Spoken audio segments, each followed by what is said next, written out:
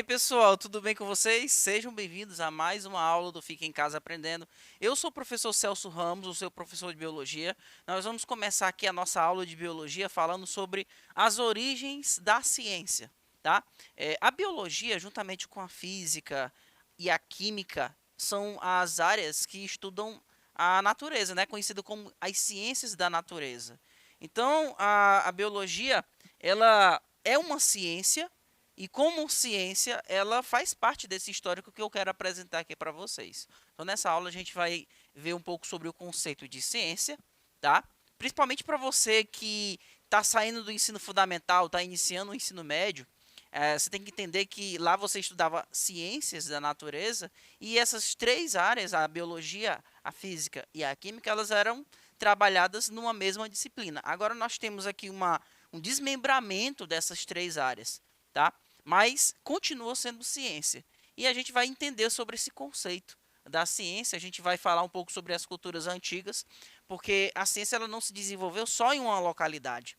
Ela teve ali um processo que foi acontecendo ao longo dos anos e são descobertas, são conhecimentos novos que foram sendo adquiridos por várias populações, por vários povos, tá? Então, o conhecimento ele não é detentor apenas só de uma população, só de um povo, mas são vários indivíduos, né, na raça humana que passaram a tendo descobertas, né, a ter descobertas, e essas descobertas elas foram sendo acumuladas, né, foram conhecimentos que foram sendo acumulados ao longo do tempo. E a gente vai falar também um pouco sobre os pais da ciência. Vamos falar sobre alguns dos pensadores que tiveram algumas descobertas e influenciaram o pensamento científico, tá? Bem, agora, o que é ciência, né, pessoal? O que significa essa palavra? Nós temos aqui essa referência aqui desse livro de Eva Lakatos, tá? Metodologia científica. Lá diz que ciência é um conjunto de conhecimentos racionais, certos ou prováveis, obtidos metodicamente, sistematizados e verificáveis, que fazem referência a objetos de uma mesma natureza. Você vai ter uma nova descoberta utilizando o racionalismo, né, a razão. E esses conhecimentos aqui, eles podem ser certos ou prováveis, ou seja, você consegue provar que determinado conhecimento científico ele tem uma certa razão de existir. Então você pode provar isso de uma maneira por meio do experimento, por exemplo, tá? E por vários outros fatos que podem testar esses conhecimentos da ciência. E esses conhecimentos que são descobertos, eles foram descobertos porque foi utilizada uma metodologia adequada para isso. O experimento é um exemplo de metodologia utilizada pela ciência para se descobrir um novo conhecimento, né? E são métodos que são sistematizados, ou seja, organizados, tem uma sequência lógica para ser feito, tá? E são verificáveis. Então esse é o conceito de ciência. Pessoal, traçar as exatas origens da ciência moderna se tornou possível através de muitos importantes textos que sobreviveram desde o mundo clássico. Entretanto, a palavra cientista é relativamente recente, inventada por William Whewell no século XIX. Anteriormente, as pessoas investigando a natureza chamavam-se a si mesmas de filósofos naturais. Então, a gente consegue entender as origens da ciência graças a esses escritos que foram mencionados aqui, tá? Bem, essa ciência, né, ela foi sendo passada, esses conhecimentos foram sendo passados de geração a geração pela tradição oral. Inicialmente, as pessoas, os mais velhos, eles contavam para os mais novos aqueles conhecimentos que eles tinham adquirido dos seus pais, dos seus avós. E o ruim da tradição oral é que determinados conhecimentos eles podem ser perdidos ao longo das gerações, tá? Então, para se evitar que esses conhecimentos sejam perdidos por meio da tradição oral, teve que se criar também a questão do desenvolvimento da escrita, né? Essa escrita, ela tornou a história, fez com que a história pudesse perpetuar os conhecimentos que foram sendo adquiridos pela ciência. Agora, essa escrita ela pode ser desenvolvida principalmente com o desenvolvimento da agricultura, tá? Por quê? Com o desenvolvimento da agricultura, ocorreu um aumento na reserva de comida. Antigamente as pessoas eram nômades, elas ficavam transitando de lugar em lugar, consumiam as reservas alimentares daquele local. Quando acabavam os recursos daquele local, migrava para uma outra localidade e assim eles faziam continuamente. Agora, com o desenvolvimento da agricultura, eles puderam se tornar mais fixos numa determinada localidade, aumentou a reserva de energia e tiveram mais tempo e mais dedicação para outras tarefas, inclusive o desenvolvimento da escrita, tá? Agora, com relação às culturas antigas que puderam desenvolver os seus conhecimentos científicos, né? Muitas civilizações antigas elas coletavam informações astronômicas de maneira sistemática através da simples observação. Então, a ciência ela estuda tudo. Ela estuda a Terra, ela estuda o nosso planeta em si, né? Os animais, os seres vivos, inclusive também o nosso espaço, né? O espaço sideral. E os povos antigos eles tinham essa curiosidade de estudar as estrelas, né? Os planetas. Então, muitas civilizações, inclusive babilônios, por exemplo, tiveram essas curiosidades de estar examinando constantemente o espaço. Apesar deles não terem um conhecimento da verdadeira estrutura física dos planetas e estrelas, muitas explicações teóricas foram propostas. Então, talvez a ciência atual ela é muito influenciada, ela foi muito influenciada por essas primeiras propostas que foram criadas por esses povos antigos, tá? Agora, saindo da parte da astronomia e indo um pouco mais para o estudo do corpo humano, nós tivemos, por exemplo, conhecimentos adquiridos principalmente por povos egípcios, né? Eles, com as suas técnicas de mumificação, com o objetivo principalmente de conservar os cadáveres dos faraós, eles acabaram adquirindo conhecimento sobre o corpo humano. Fatos básicos sobre fisiologia humana já eram de conhecimento em alguns lugares, tá? Então, isso tudo traz novos conhecimentos, novas sabedorias a respeito, principalmente do funcionamento do nosso organismo. A alquimia era praticada por várias civilizações. E a alquimia, para quem não sabe, é um nome antigo que se dá à química, tá? A química era antigamente chamada de alquimia. Os alquimistas eram os antigos químicos, né?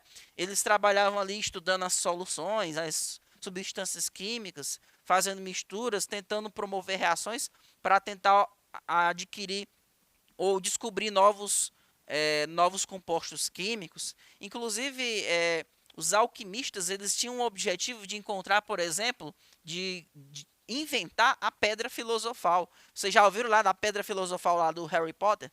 Na verdade, essa pedra filosofal era almejada pelos alquimistas. Essa pedra tinha um poder de transformar qualquer coisa, qualquer metal, em ouro, né? Então, a alquimia era praticada por muitas civilizações. As grandes navegações também tinham cientistas, né? Eram aqueles chamados naturalistas. Toda grande navegação tinha o seu naturalista ali para estudar a fauna e a flora dos ambientes onde eles desbravavam, né? Observações consideráveis sobre a flora e a fauna microbiótica também foram realizadas. E a gente pode citar muitas colonizações, principalmente a colonização que foi feita no Brasil, tá, pessoal? No Oriente Médio, nós temos aí estudos na área de astronomia, principalmente pelos povos babilônicos, né? As várias anotações sobre os movimentos das estrelas, planetas e a Lua foram escritas em milhares de tábuas de argila criadas por escribas. Essa imagem apresenta, por exemplo, uma escrita cuneiforme. Por que é cuneiforme? O objeto que eles utilizavam para fazer essa escrita tinha um formato de uma cunha, tá? Mas muitas anotações astronômicas estão registradas nessas tábuas. ok? A astronomia da Babilônia foi a primeira e mais bem-sucedida tentativa de dar um refinamento matemático para as descrições dos fenômenos astronômicos. De acordo com o historiador A. A. Boy, todas as subsequentes variações de astronomia científica no mundo helenístico, na Índia, no Islã e no Ocidente, se não for todas as subsequentes descobertas nas ciências exatas, dependem da astronomia da Babilônia de maneira decisiva e fundamental. Então, os babilônicos eles foram muito importantes aí para o desenvolvimento da astronomia, ok? No mundo greco-romano, pessoal, o pensamento científico surgiu na Grécia Antiga aproximadamente no século 6 a.C., com os pensadores pré-socráticos, que foram chamados de filósofos da natureza, e também pré-cientistas. Abandonaram-se os mitos e dogmas e adota-se agora o ceticismo, que é o hábito de não acreditar em qualquer coisa, tentar duvidar para que você consiga provar se determinada afirmação é verdadeira ou falsa. Então, tudo que aparece como um fato tem que ser questionado. Daí a questão do ceticismo, ok? E agora eu quero falar um pouco sobre alguns pensadores, alguns cientistas que tiveram aqui, deram influência para a ciência, né? Todo mundo já ouviu falar no Sir Isaac Newton, né? Que é o maior físico de toda a história. Ele é autor clássico e influente, né, dessa obra aqui, ó, Philosophiae Naturalis Principia Mathematica, ou seja, princípios matemáticos relacionados com a filosofia natural, amplamente reconhecido como um dos cientistas mais influentes de todos os tempos e como uma figura-chave na revolução científica. Inclusive, ele pôde descrever, por exemplo, algumas leis importantes da natureza, como a lei da gravitação universal. Lógico que essa lei está diferente hoje porque nós temos a física moderna, mas ele é um grande pensador aí da física clássica, né? Agora nós temos também aqui um outro cientista muito importante da área de física, que é Nicolau Copérnico. Ele que desenvolveu ali o famoso heliocentrismo, né? Que fala que o Sol é o centro do nosso sistema solar. Antigamente acreditava-se que seria a Terra, né? Que era o geocentrismo. Então ele é um dos primeiros marcos da Renascença, que foi o astrônomo e matemático polonês responsável por essa teoria, tá? Aí nós temos aqui algumas anotações do Isaac Newton apresentando o Sol como o centro aqui do sistema solar. A ideia de um modelo heliocêntrico vinha de encontro com a visão geocêntrica da Igreja Católica. Então, inclusive, ele foi um pouco perseguido por conta desse pensamento, que era principalmente baseado na filosofia aristotélica e na visão religiosa do homem como sendo o propósito da criação. Ou seja, esse geocentrismo era a ideia vigente na época, que agora foi contrariada por Nicolau Copérnico. Outro cientista muito importante que veio a confirmar o heliocentrismo foi Galileu Galilei. Inclusive, ele fazia muitas observações dos astros, né? Ele observava alguns planetas como Saturno, as luas de outros planetas que ele conseguia observar no sistema solar. E ele validou que o Sol realmente é o elemento central do sistema planetário. Tá? Só que ele foi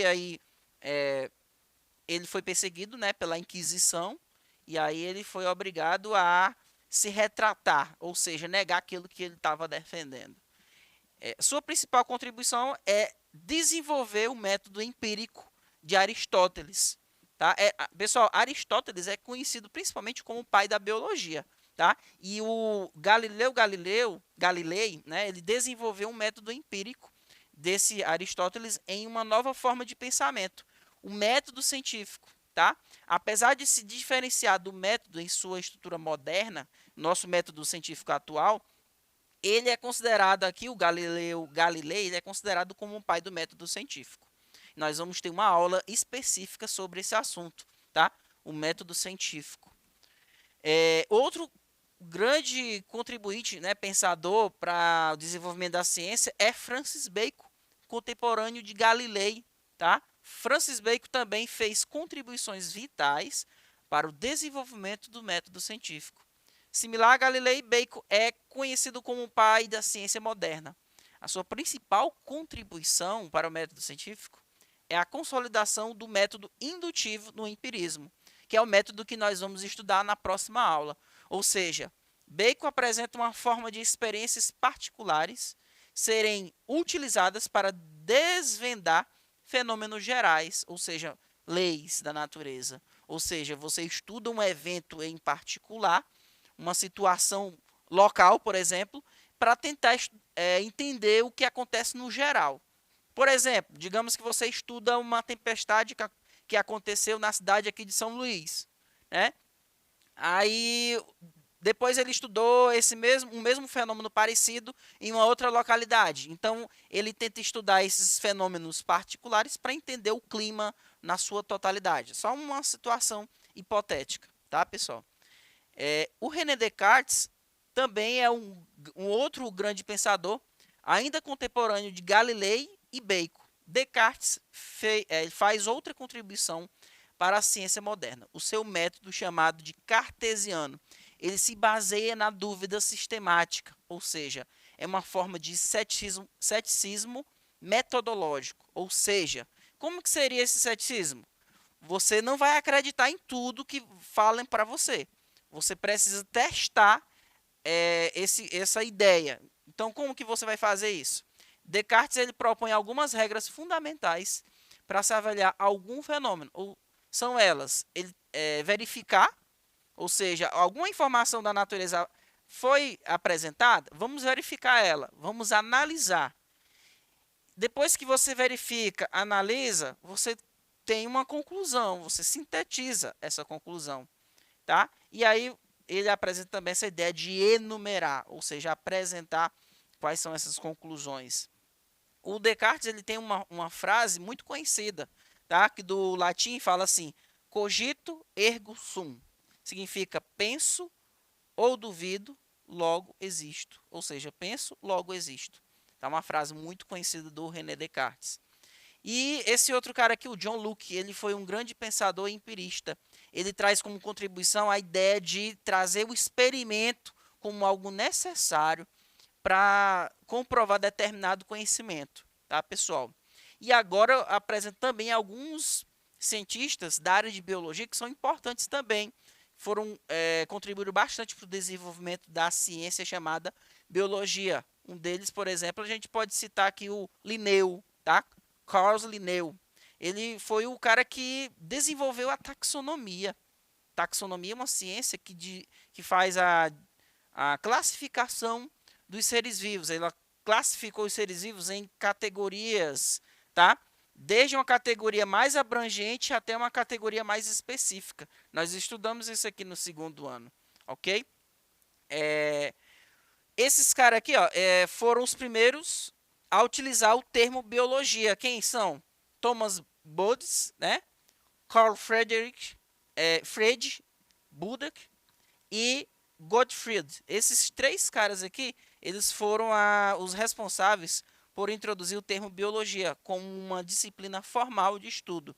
Seus trabalhos se voltam especialmente para a fisiologia animal, medicina e a biologia geral. Eles foram muito importantes para o desenvolvimento da biologia. Outro cara que foi muito importante foi o Lamarck, tá? Ele, juntamente com outro cientista chamado Charles Darwin, desenvolveram o evolucionismo, tá? Nós temos várias diferenças entre Lamarck e Darwin. O Lamarck ele apresenta que os seres vivos eles sofrem mudanças para se adaptar ao ambiente, né? Já o Darwin, né, que é o que desenvolveu o darwinismo, ele trouxe a ideia de seleção natural, juntamente com esse outro cientista aqui, ó, o Wallace, tá? Eles desenvolveram a teoria da evolução que é mais aceita atualmente. Então, pessoal, eu apresentei alguns desses principais pensadores, né, sobre a origem da ciência. Eu espero que vocês tenham entendido e eu aguardo vocês na próxima aula. Ainda lembrando que o Charles Darwin, ele apresenta, pessoal, essa informação importante aqui, que é a seleção natural. Nós vamos trabalhar alguns desses conhecimentos por meio de exercícios, por meio de questões. Eu espero que vocês estudem bastante. Até mais. Tchau, tchau.